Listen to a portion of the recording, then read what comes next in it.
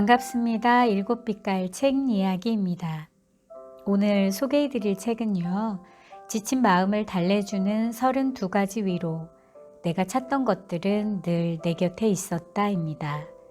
오늘은 본문 내용 중에서 세상에 완벽한 선택은 없다. 누구의 탓도 아니다. 그냥 행복이 아니라 나의 행복을 찾자. 이 세 가지 내용과 함께 하겠습니다. 세상에 완벽한 선택은 없다. 인생은 선택의 연속이다.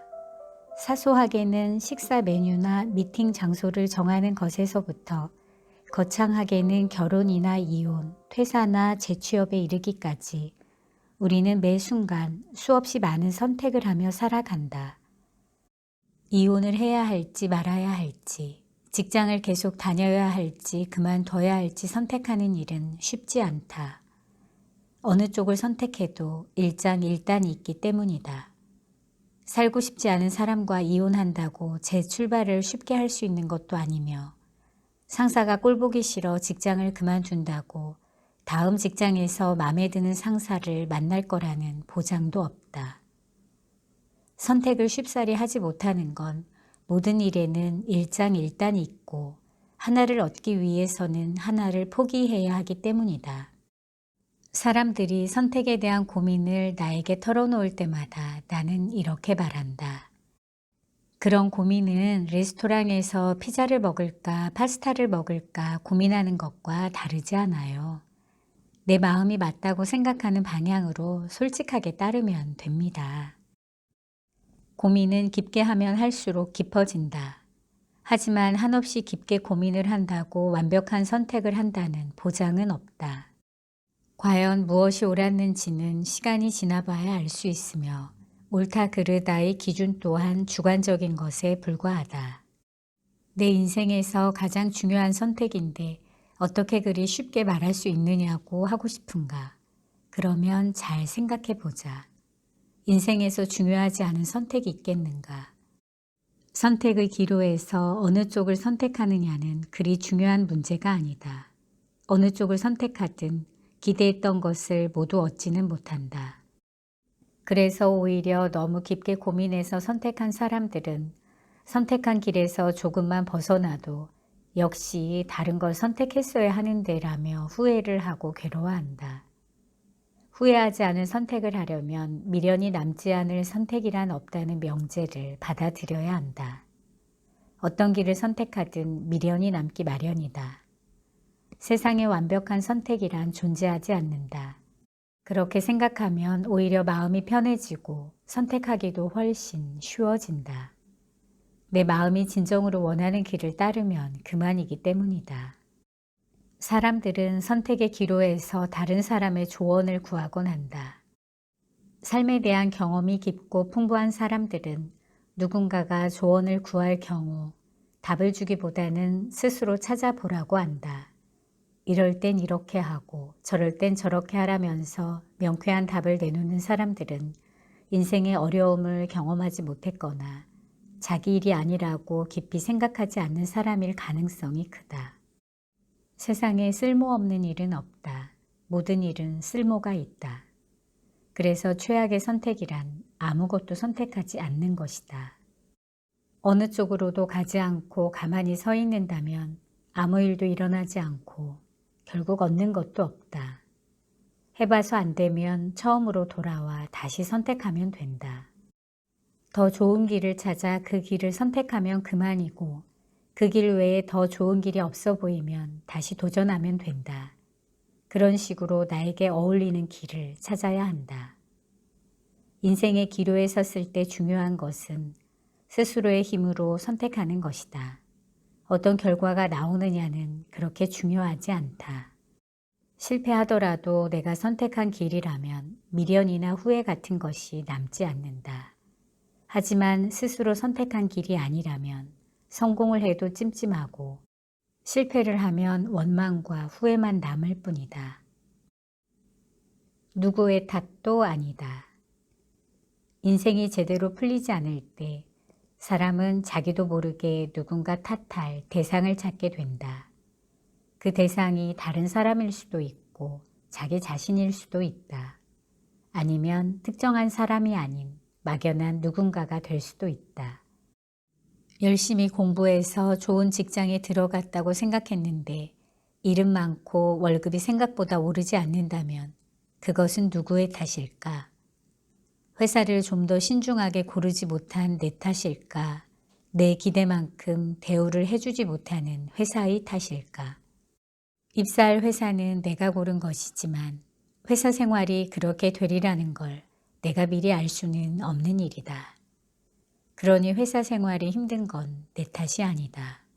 하지만 그렇다고 회사를 탓하는 것도 무의미하다. 그 회사는 원래가 그런 회사였으니 말이다.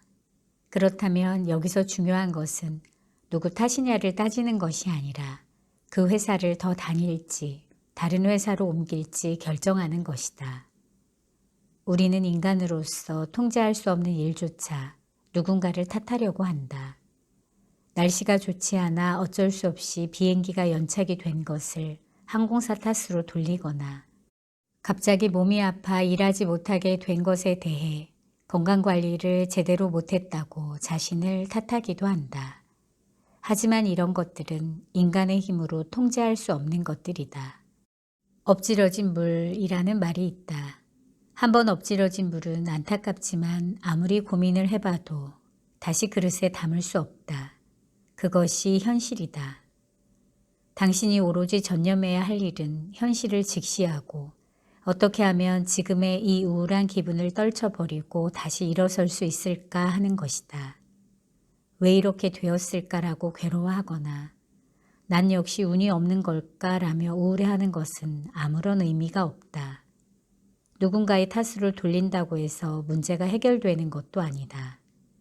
오히려 누군가를 탓하고 있는 동안에는 좋지 못한 호르몬이 생겨나 건강에도 이롭지 않다.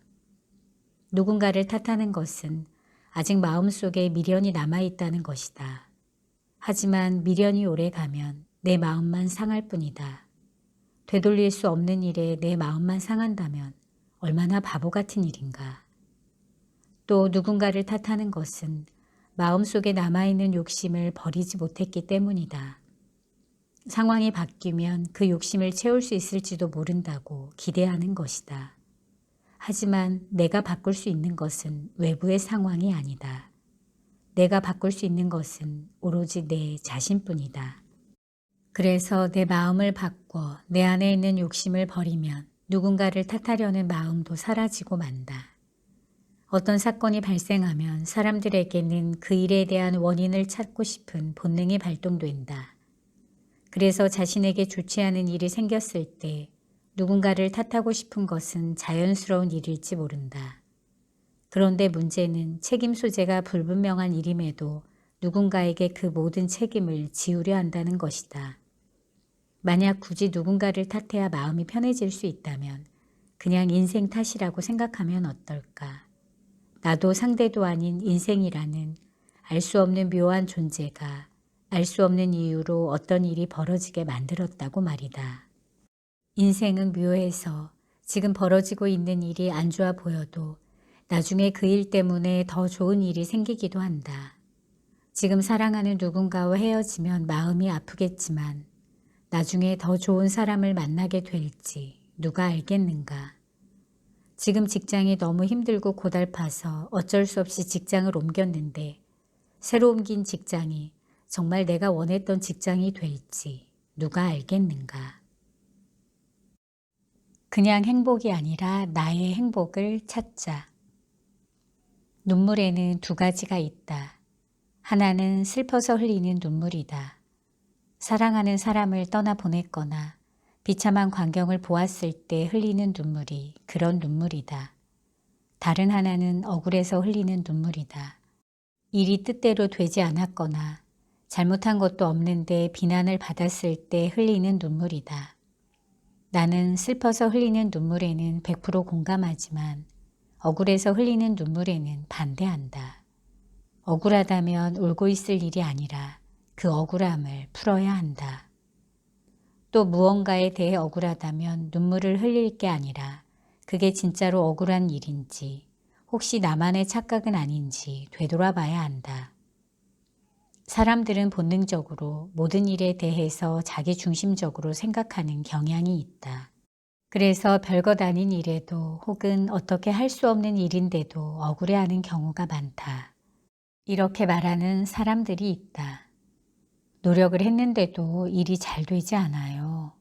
그러면서 눈물까지 흘린다. 그럴 때마다 나는 의심스럽다. 그 사람은 정말로 노력을 한 것일까? 그 사람은 노력이라는 말의 진정한 의미를 알고 있는 것일까? 노력이란 결코 억울한 일이 없는 행위다. 내가 진정으로 무엇인가에 대해 노력했다면 그 노력은 그 자체로 보상을 받는다. 노력하는 행위 자체가 나에게 큰 기쁨을 주기 때문이다. 나에게 기쁨을 주지 않는 노력이라면 그것은 노력이 아니라 고행이다. 어떤 일을 성사시키기 위해 노력을 했는데도 원하는 바를 이루지 못했다면 그 이유는 두 가지뿐이다. 하나는 아직 덜 노력한 것이고 다른 하나는 노력의 방향이 잘못된 것이다. 하지만 노력의 방향이 잘못된 것도 따지고 보면 노력을 덜한 것에 포함된다. 어떻게 노력해야 하는지에 대해 고민하는 것도 노력의 중요한 요소이기 때문이다. 노력은 그 자체로 즐거워야 한다. 노력을 해서 내가 원하는 일을 이루지 못했어도 억울할 게 없어야 한다. 노력이 억울한 일이 되지 않으려면 이유와 목표가 분명해야 한다. 자신이 왜 노력하는지도 모르고 노력을 하기 때문에 결과가 만족스럽지 못하면 억울함이 생기는 것이다. 사람들에게 무엇을 위해 노력하느냐고 물어보면 흔히 성공하기 위해서, 부자가 되기 위해서, 행복해지기 위해서라고 한다. 하지만 그 정도로는 노력의 의미가 생기지 않는다. 성공이나 부자나 행복이라는 말들은 너무도 모호한 말들이다. 무엇을 이루어야 성공을 한 것인가? 얼마나 많은 돈이 있어야 부자라고 할 수 있나? 어떤 일을 해야 행복해지는 걸까? 이에 대한 답은 모든 사람이 다르다. 남들이 정한 기준에 맞출 것이 아니라 나만의 기준이 있어야 하고 또 그것이 구체적이어야 한다. 작은 가게를 갖는 것을 성공이라 생각한다면 그것으로 만족하고 그에 맞는 노력을 하면 된다. 도심 외곽 지역에 작은 집이라도 한 채 갖고 있는 것이 부자라고 생각한다면 그것으로 만족하고 그에 맞는 노력을 하면 된다. 밤 늦게까지 일하지 않고 평일에도 가족들과 함께 저녁 식사를 하는 것이 행복이라고 생각한다면 그것으로 만족하고 그에 맞는 노력을 하면 된다. 노력이라는 것을 무슨 거창한 것으로 생각하면 안 된다. 노력해서 이루어야 할 이유와 목표도 거창할 필요가 없다. 중요한 것은 나에게 필요한 것이냐, 나에게 걸맞은 것이냐이다. 노력을 거창한 것으로 생각하고 다른 사람이 정해놓은 목표를 기준으로 삼기 때문에 노력이 힘들어지는 것이고 억울해지는 것이다. 그것은 마치 다른 사람의 것을 내 것처럼 착각하는 것과 다를 바 없다. 인생을 살아간다는 것은 막연한 것을 구체화하는 것이다. 어렸을 때는 성공해야 한다, 부자가 돼야 한다, 행복해야 한다 라고 배우지만 성공이 뭔지, 부자가 뭔지, 행복이 뭔지 제대로 아는 아이는 없다.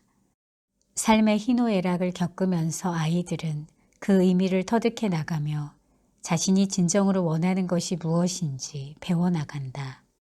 어른이 돼서도 다른 사람이 정해놓은 꿈이나 목표를 뒤쫓고 있다면 그것은 잘못돼도 한참 잘못된 것이다. 행복이란 무엇일까? 성공이란 무엇일까? 이런 식으로 고민하지 말자. 대신 나만의 행복이란 무엇일까? 나만의 성공이란 무엇일까? 이런 식으로 고민하자. 결국 내가 하는 모든 행위는 다른 누가 아닌 나를 위한 것이 아닌가. 열심히 노력했는데도 이루지 못한 일이 있다면 아직 덜 노력했거나 이루지 못할 일을 노력하고 있는 것이다.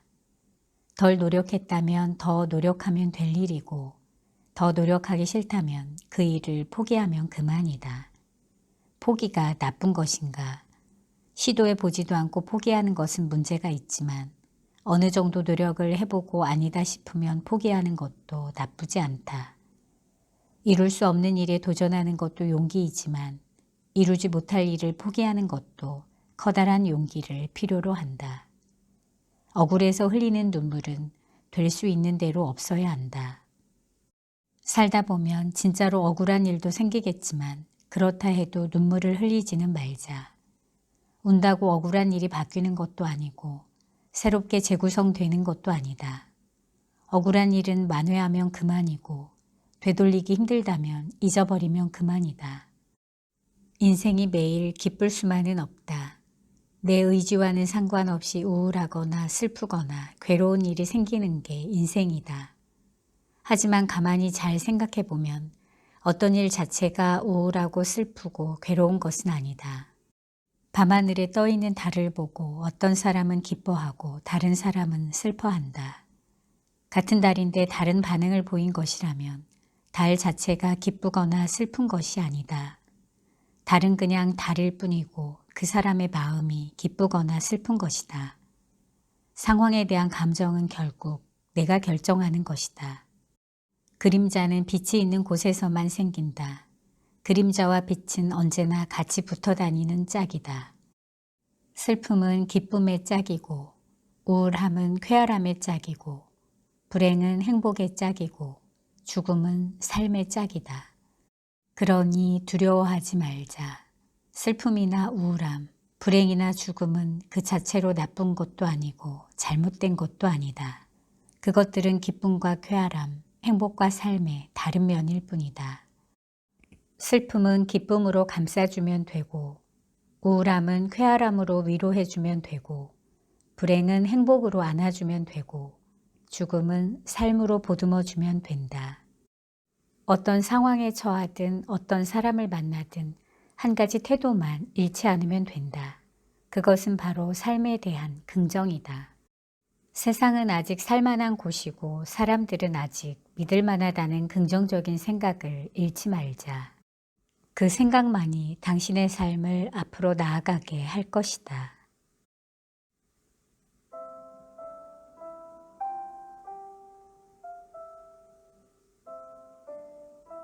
오늘은 내가 찾던 것들은 늘 내 곁에 있었다와 함께 했습니다. 삶에 대한 긍정의 태도, 세상은 아직 살만한 곳이고 사람들은 아직 믿을 만하다는 생각을 잃지 말자는 문구가 기억에 남습니다. 저자는 치과 의사이면서 심리 상담가로 활동 중인데요. 갑작스런 사고로 인해서 그의 아내가 식물인간 상태가 되었다고 합니다. 그런 아내를 치유하기 위해서 죽을 힘을 다해 노력하면서 느낀 것이 있다고 하는데요.